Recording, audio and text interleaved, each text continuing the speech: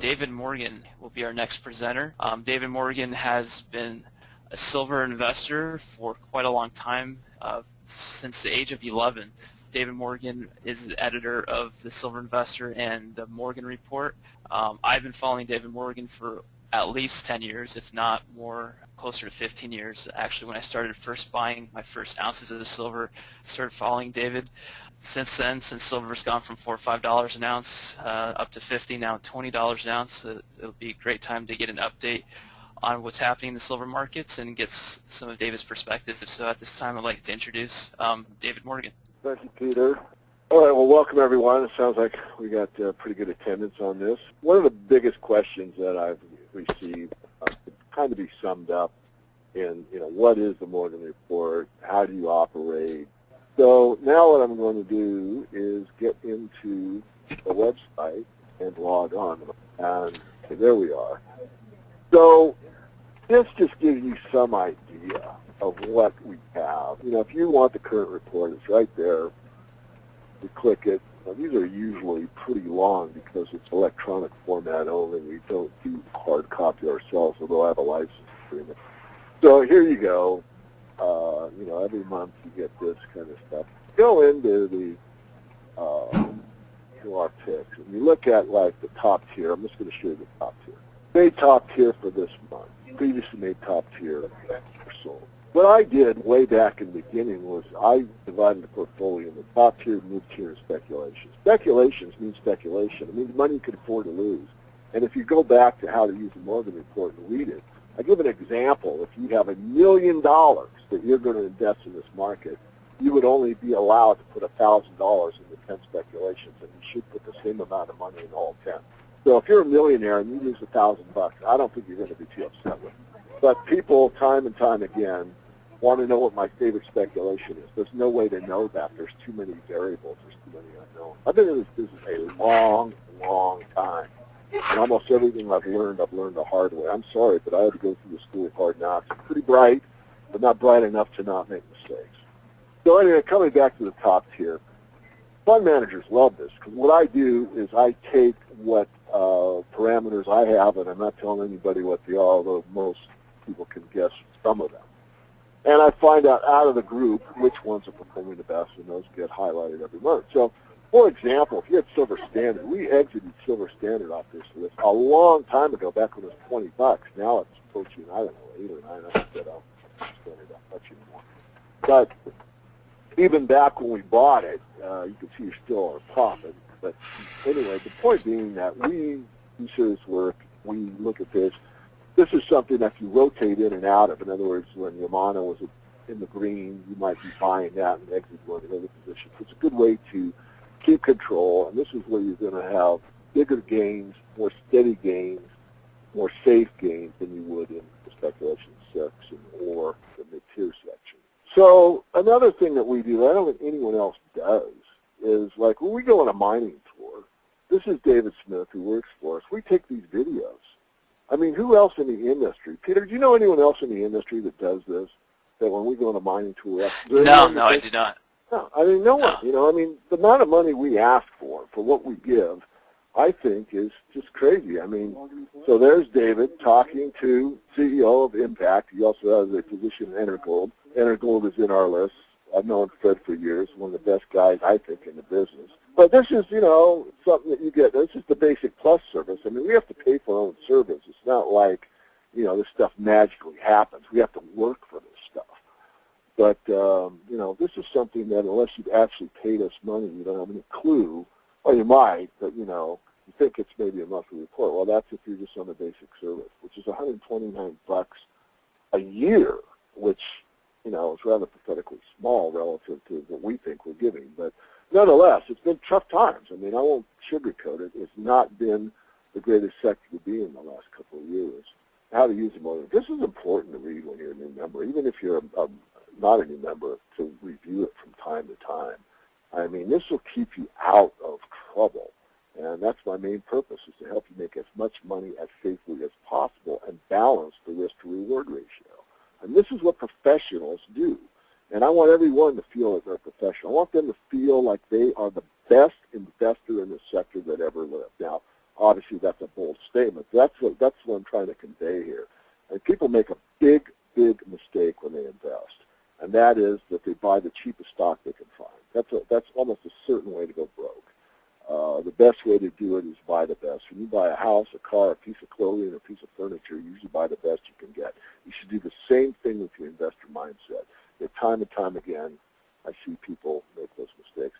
So I'm going to spend a little bit more time here on the right-hand side. Here's some of the research reports, Royal Gold Holder, Colossus, on and on. Silver Institute's filed for you. Some of the special reports. Archie's Rule. I'm going to spend a little time here.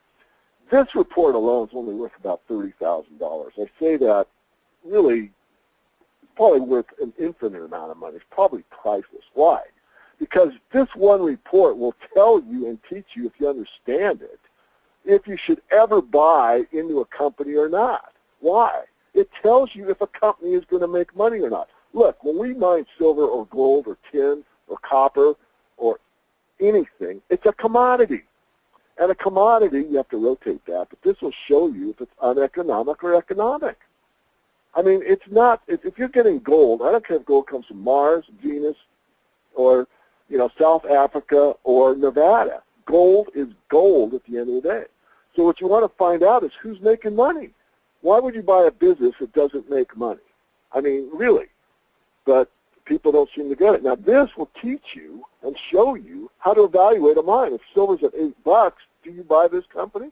If silver's at 15, do you buy this company? So, that's just one of these reports. There's all kinds of them here. This is what I wrote for the next decade. Quite honestly, I need to update this, but this was taking a blank sheet of paper and going and asking the question, is silver still good investing or not? I mean, I don't know who's got this kind of reporting. Peter, you know most of the newsletter writers. Who else does this kind of work? Do you know anyone that does? No, it's it's definitely unique, and I've follow all of them. So. I mean, even close. I mean, I know most of the Casey guys. I mean, some of them used to work with me, but and I have a staff. I can't do this all by myself anymore. But honestly, bulletproof your shares. One of the questions I get all the time. Well, David, I want to take possession of my shares. How do I do it? This report is a cost report. You have to pay money for it.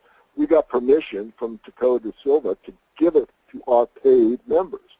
This will teach you how exactly to take possession of your share certificates, okay?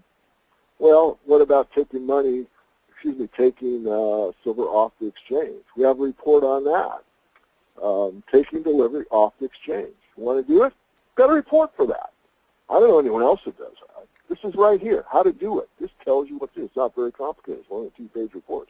Pretty simple. And I give you the name, the direct line to my futures broker that'll talk you through it if you need help.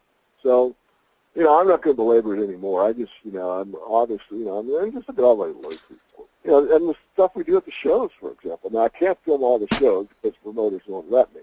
But, we're going to be putting up all the Silver Summit 2013. That'll take the next couple of months. But, let's say you were pretty big on, let's say, Impact, for example. I mean, this is the interview we did there. And I just showed one David Smith. So anyway, I am done. I think I gave a pretty good view. Just a lot of questions I get is, well, so what? Well, so what is I've made it my life. So what is I don't know anyone more dedicated in the industry than I am from the newsletter perspective. And I hate to use the word newsletter because I think it's much more than that. I think we do sound research here. But regardless of what you want to name us or call us, it doesn't affect the fact of what we do. And what we do, I think, is far beyond what you're going to get from some of the other names out there that you're well familiar with that are much stronger marketers than I am. So with that said, Peter, can you just start feeding me the questions, and I'll do the best I can, and I might pull up one of the many services I subscribe to help benefit my members. Sure, absolutely. Okay, we'll go ahead and kick off. Our first question is from Andrew. Andrew's wondering, David, I'm buying physical gold and silver.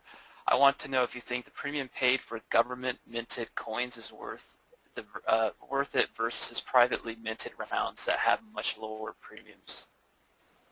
Great question, and that's what to kick off with.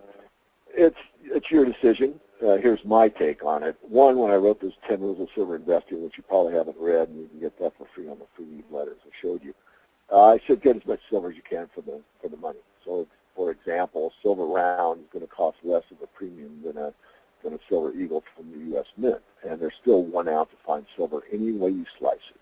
So, similar to what I said about the mines, or the mining companies rather. You know, an ounce of gold is an ounce of gold. The gold doesn't really care where it's coming from. What you care about is who's making the biggest margin, and what company's profitable, and which one isn't. So it's similar, but the caveat is this. A lot of, let's say, older folks don't trust or don't want to buy silver rounds. They would rather pay the premium and say, you know, it's stamped with, it's a silver maple, it's got a Canadian stamp on it, or it's a silver eagle, it's got a U.S. stamp on it, it's minted by a government. And they're willing to do that. The only problem with that is on the sell side, you don't usually capture that premium. Now, in some cases you do, but in most cases you don't. I would say I have them both. I mean, there are some advantages to the Silver Eagle, and to talk to my friend Mike Maloney, and Mike and I have known each other for a very long time. Mike's argument on the Silver Eagles is that, and this is according to Mike, there's no 1099 reporting requirement because it's legal tender. So that doesn't mean you're not supposed to report it. All I'm saying is you're not going to get a 1099. So that's, again, an individual decision. I have advocated get the most silver you can for your money, but if you're uncomfortable with silver round, you want a government stamp, by all means do that. Okay, great. Thank you for that. The next question is from Malcolm. He's wondering about what do you make of the large disconnect between the silver exchanges of Shanghai and COMEX? The first is showing record declines, yet the second is showing record inventories. What does this mean for individual investors? And is this a case of transfer from the east to west as opposed to west to east like gold? It's hard to say. I would argue record inventories. I'm assuming he's meaning from the CME, the COMEX. If you look at what the COMEX inventories are, they may look to him to be up there, and relative to where they were, they may be up somewhat. But here's the silver inventories. The combined total is 168 million, which is pretty darn high relative to where it's been the last few years. Granted, if you go back to the 70s, like I can, because of being such a fanatic about honest money and precious metals. This is eligible. Eligible just means that is bought and paid for, resting in a safe in a bank, one of these banks. Brinks, Delaware, HSBC, JP Morgan, Scotia, whatever, okay? So, for example, if you look at just Brinks, registered as dealer's inventory, which is 13 million, and eligible is 11 million. All of the eligible, which is the lion's share of it, 100 and almost 25 million ounces, cannot be touched. The only way that can be touched is if someone signs the eligible certificate and signatures it, and then sends it to their broker and says, I want to sell the silver. So you can really take that out of the equation. What you really want to look at is what's the registered. That's the amount the dealers have on hand to dink around with. And I mean dink, because they do. They hypothecate it, loan it, swap it, lend it, rehypothecate it, and on it goes. That number is higher than it's been, but not significantly. The lowest I've ever seen it is slightly below 35 million. So right now we're only 9 million above that, maybe 10 at the most. So that has gone up. So, you got to understand how these things work, and I'm not saying they're deliberately set up to, fool you. So certainly it's right. Is the number here, 68 million? Yeah, it's usually around 120, so it's significantly higher. Why anyone would store their metal in one of these depositories is, I don't know. That's what baffles me, and maybe that's part of his question. Because after the MF Global and then going to the PFG, and both of them having problems and people not necessarily getting all their metal back, that would tell me I want to store my metal somewhere outside of these banks. But nonetheless, obviously a lot of metal has poured into these banks relative to where it's been in the past. So hopefully I answered that question for him. Great, thank you. And next question, let's talk about potentially deflation. So Mark is wondering, when the U.S. dollar collapses, the stock market will likely collapse too. Do you foresee mining stocks deflating with the rest of the market, or will mining stocks weather the storm? Oh, great question. Yeah, the inflation-deflation debate is a really interesting one and pretty difficult from my perspective, because there's really both. And of course, being an Austrian economist for the most part, I'm not supposed to say that. If you own shares in a mining company, I would say one, it kind of depends on which mining company it is. In other words, if you own like what I showed you in the top tier, those are solid producers. Those are billion-dollar companies or higher, and you are an owner of that company. They're not going out of business. You have a real asset. So in the case of a crash, you still own part of that company, and I think in that case there would be a scramble to mining shares probably beforehand. So let me back up slightly. First of all, we're in definitely a deflationary mode psychology-wise. I mean, you can't find hardly anyone out there that psychologically doesn't say, geez, we're in a deflation. Housing prices are down. The healthcare costs are up, but housing's down. Cars, automobiles are probably flat. Groceries may be higher. Food, energy's kind of neutral. So you could make an argument that we're definitely in a deflationary mode. Point number one is that we're not in what was called a cost-push inflationary spiral that I saw when I was a kid, maybe in my 20s, where you got a cost of living adjustment. Those days are gone. When people think that inflation is going to bail them out, that's not going to happen this time. We have China in the equation now, and these people are working for a couple dollars a day. So Americans can't compete with those wage rates. But mining shares should do better. Now, I think this time, once the market really takes off again, and in that time frame, I think we're talking third quarter 2015 on out. It could happen earlier because there's too many variables, that we could get in a position where you can't really get gold or silver, especially silver, in my view, in size. In other words, yes, you go to a coin dealer and you can buy, silver at a premium. You get a coin, you can get junk bags, you can get bars, you get this, but onesie-twosies. For an Eric Sprott, a Stephen Spicer, and a Nick Beresheff to all come into the market and want to buy 10, 20, 30 million ounces of silver at one time in that time frame, I think they're going to have a tough time. So what would happen, or what could happen, is that the people that are late to the party say, they're delaying delivery to XYZ, silver fund. So they're going to go to the next best thing, and that's the mining shares. So I think there'll be an acceleration of mining shares, quite frankly. And remember, gold is the most negatively correlated asset to the stock market. That's gold, not gold shares. But there are times, and I've lived through one bull market, where they do even better. So in other words, the mining shares are also very negatively correlated to the stock market. That's not always the case, but it has happened. I've been there, so I've seen it. So I think that would be the case. But again, I think balance is the key. I've never advocated as much of a bull as I am. I've never said put all your money in gold and silver. Never. I think you should have balance. I've said 10 or 20% is probably enough for most people. There are people, personally I own more than that, but this is my job. This is what I live for. And I'm comfortable with the risk because I've had it for so many years. I can live with it. Most people can't.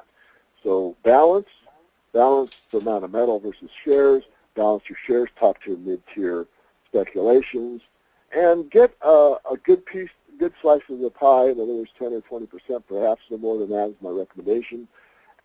That's fine. I have to bring up the topic of Bitcoin. It seems to be quite a topic on the people's minds last week, and we have a question from Cassette. He's wondering, is it possible that Bitcoin will negatively affect the long-term trend bull market in silver and gold? Wow, that's a great question. I never thought of it, and I'm not one to BS. I don't know. I'm a deep thinker. Sometimes I'm pretty good on my feet, not always.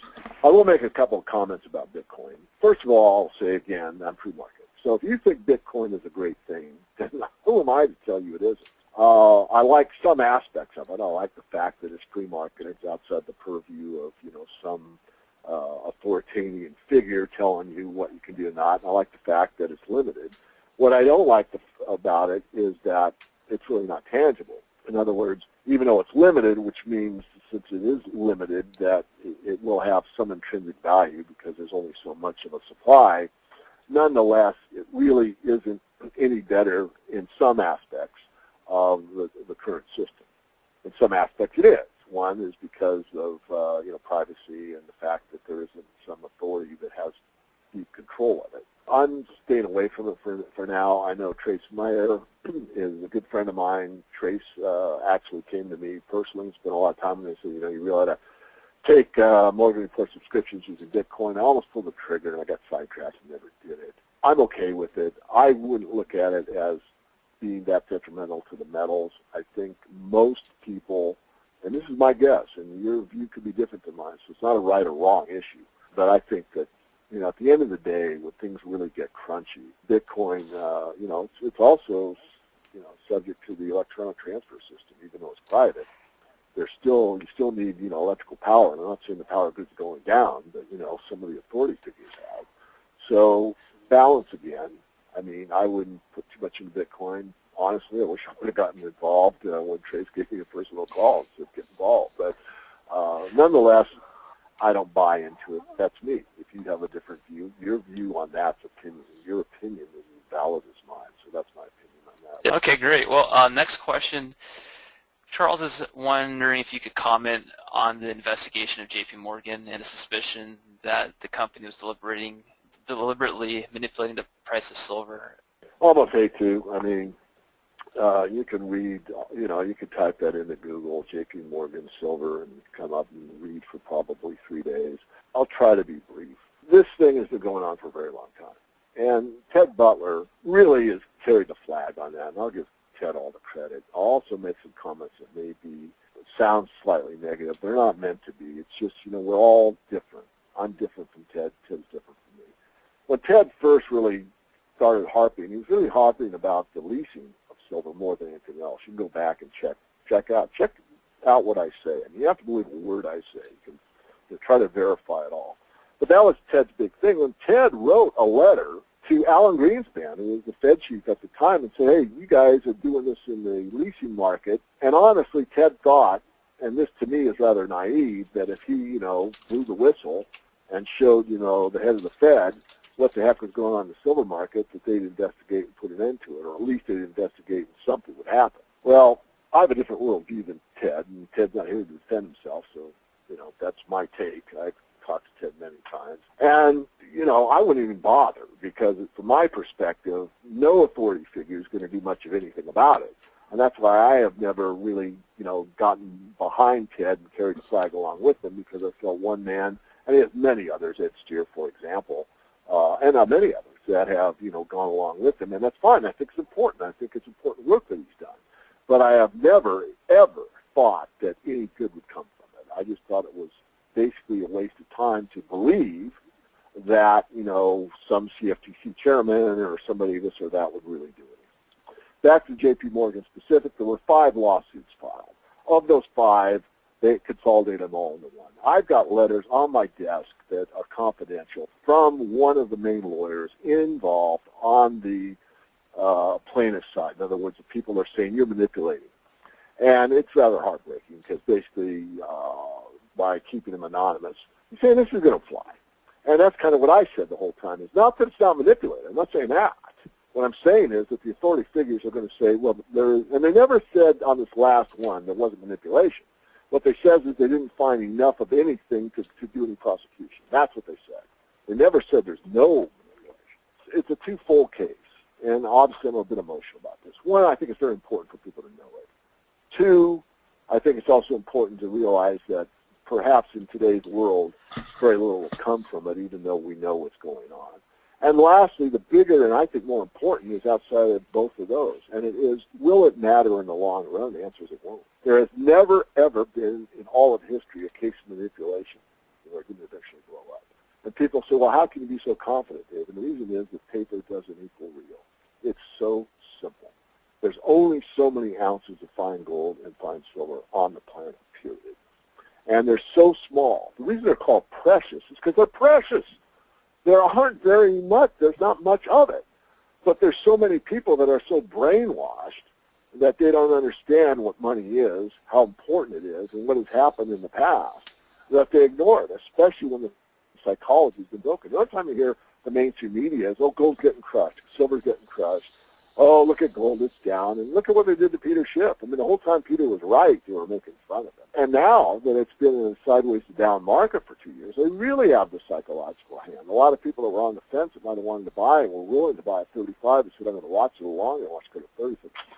Silver looks pretty good at 30, but I think I'll wait, and they've waited, and it gets to 25, and say, gee, the better wait. Well, they look right. In fact, they are right. So it's going to take more people involved in the market. And what's going to trigger that, I really don't know. What I do know, again, is that history's proven again and again that the physical reality does not equal the paper fiction, and that truth is all you really need to focus on, that there will be a day, and when that day comes, you may not be able to get in this market very easily. That's a great point. Well, we've got a few more questions, and we'll go ahead and conclude after that. If you still have some more time to stay with us, David, do you have a five, 10 minutes? Okay, great. Well, the next question is from Ed from Florida. He's wondering about your silver investing rule number 9. He's a bit confused on that one. If you could explain that a little more, and if you could share us with that. I don't have it memorized. Yeah, there's 10 rules of silver. Is it when to know and when to sell your silver? The way to value it isn't in paper terms. I mean, there's a book in my bookshelf called The Penniless Billionaires. If you read that book, you'll understand that paper price is absolutely meaningless. It's written by Max Shapiro. You might be able to get it on Amazon. It would probably cost you a fortune. You can read Grows Close, Money and Man. Grows Close is Groseclose. Those would be 2 to start with. But to the point, what you want to look at is what does an ounce of silver buy, or an ounce of gold. Gold is probably easier to describe because it's more ubiquitous. People are familiar with the gold standard, are familiar with gold, and you hear about gold much more in the mainstream than you ever hear about silver. But the old adage that an ounce of gold will buy a fine men's suit, no matter what era it is, over the long term. And so that's what I would call the fair value of gold. In the Roman times, it would buy you togas, sandals, whatever, and in the 19th century, it'd buy you a fine suit, vest, shirt, tie, hat, umbrella, shoes, socks, whatever. So that's the idea. An ounce of gold will buy you that. So if an ounce of gold in 2016 buys you 12 suits, I would suggest it's overvalued. I mean, anyone can understand that. So I don't care what the paper price is, mostly. I mean, sure, I look at it like everyone.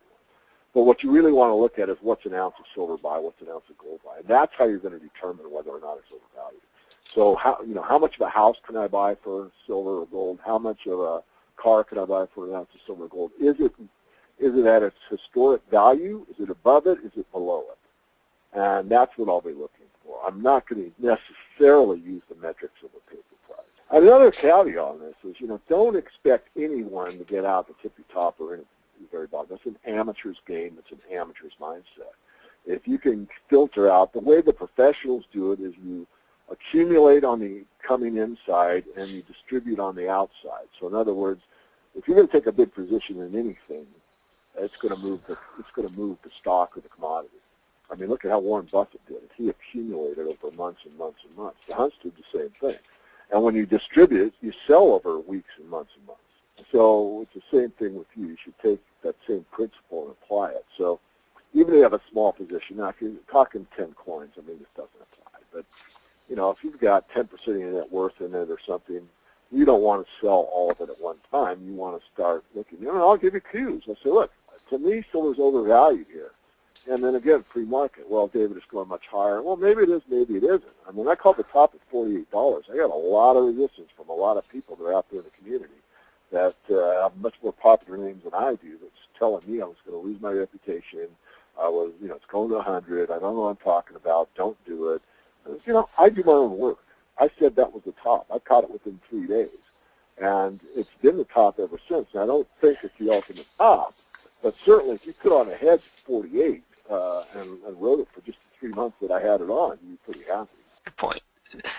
Okay, we have, before we get to our last question on the silver price, David's wondering, Lou was wondering, can't they QE like Japan has for 20 more years? Should we then have more of a longer-term time frame on when the metals could come back? Well, the honest answer is yes. I mean, could they? Could is the word. But I would answer would they. Would the market put up with that nonsense for 20 more years? And my take is no. I mean, and this is based on opinion, but studied opinion. I mean, I've gone through many, many of the great empires that arise and their falls, and I also know what the average is. A fiat currency's average is about 40 years. We're in 43 or 44 right now. So we're kind of at the end of the limit. I think 2016 on. I think we've got a couple more years. Now, again, that's my very, very studied view. Does it make me right? No, it doesn't. But can they know? You're already saying, how do I know that? Well, I know it because of the market. The market is smarter than all of us because it's a combination of everybody's thoughts, attitudes, and opinions, and they vote. They vote what they think is one of the most important things in the material life, not our spiritual life, and I won't go down that path, and that's money. Money transcends everything. If you're in India, you care about money. If you're in Russia, you care about money. South Africa, it doesn't matter what your skin color is, doesn't matter your age, doesn't matter your religion, doesn't matter your sexual orientation. It doesn't matter. Money transcends everything. So what's going on in the money markets? Well, Russia, China, India, Brazil, they're all saying, the heck with the dollar. I don't want anything to do with it. And the most important of all, in my view, Saudi Arabia, who basically is the kingpin for the petrodollar, has been fed up with the United States of America.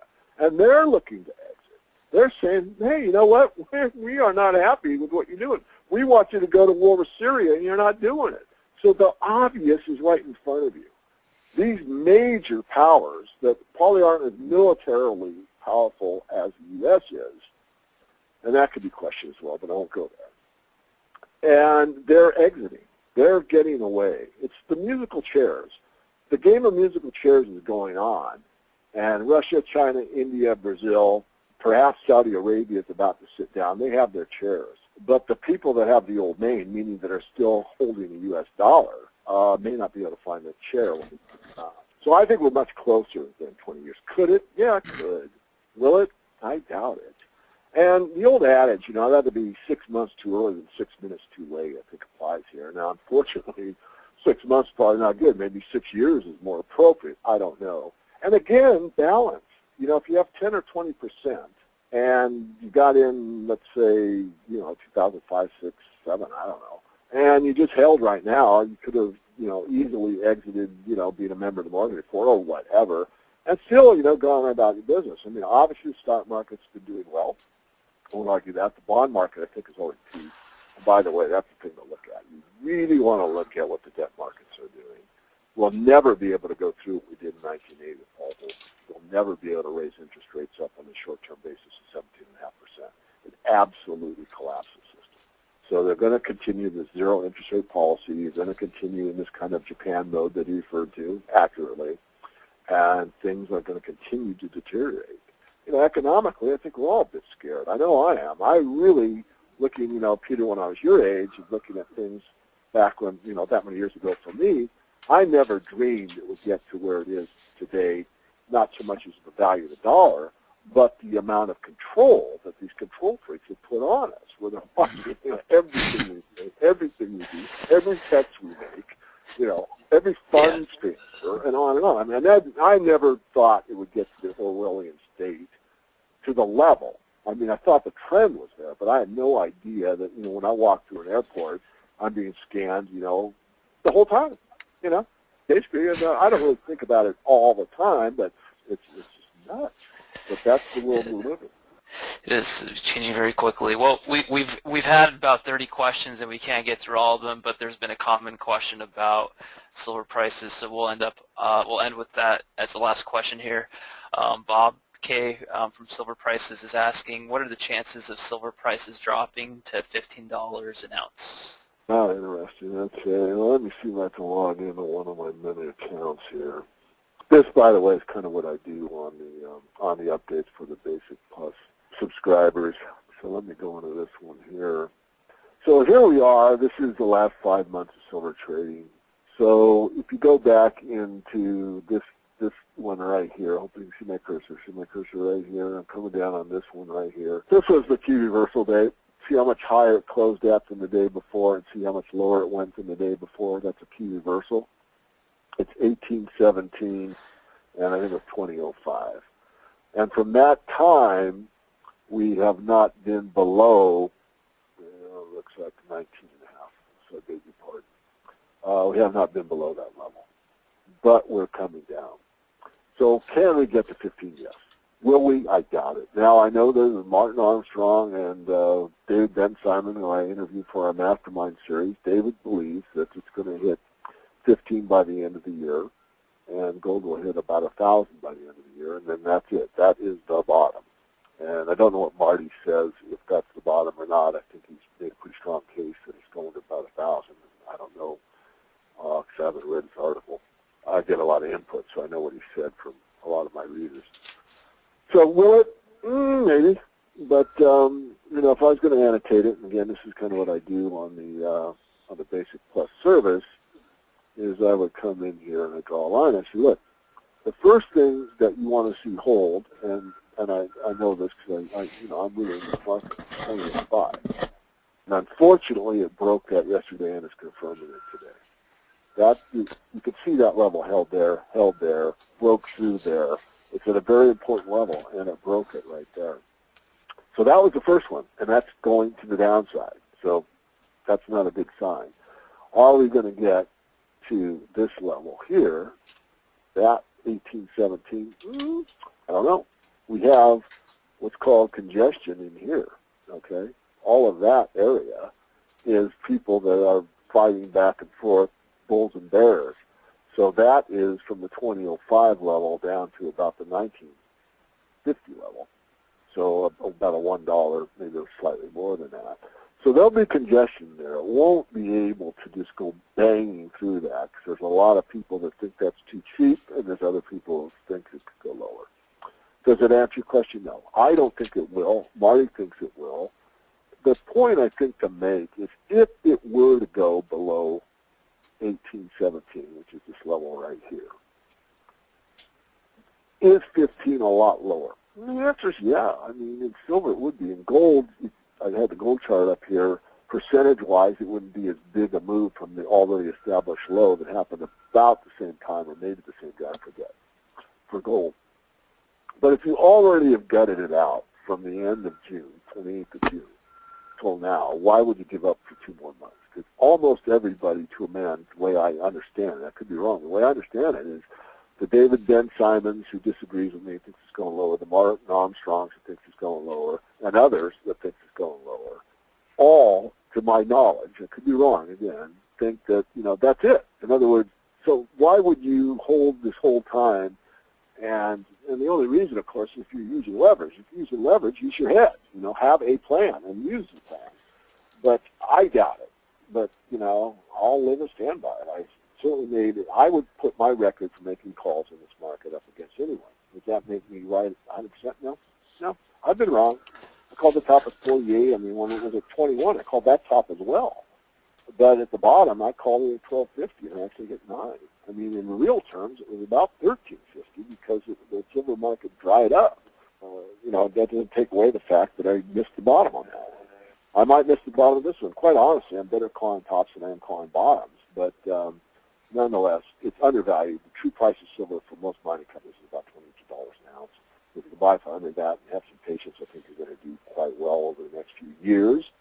And, if you're concerned about this $15 level, go ahead and be concerned. Me personally, I'm not. Most of my silvers, I have very few. I have no real leverage positions on right now, none. I have no futures positions on right now.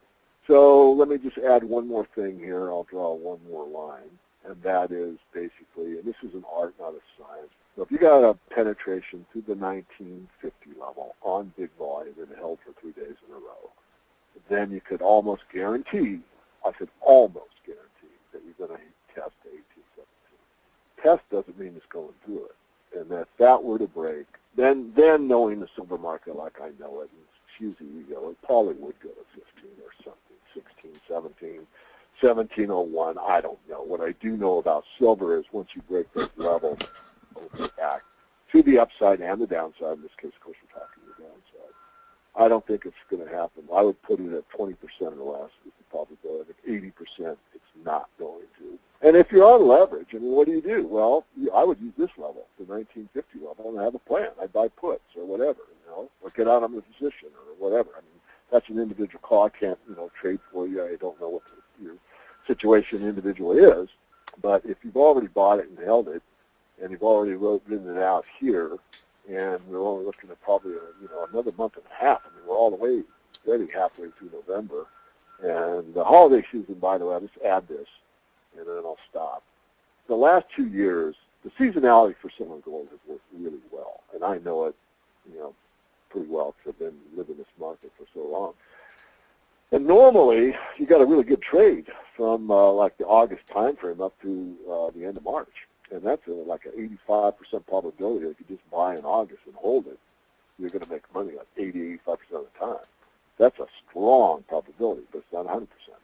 That didn't hold this year. I tried that on one of my futures trades. We made some money because I followed it up with a stop, but regardless, and 2050 was the level I was in, by the way. It just started boosting down, so I took profits higher.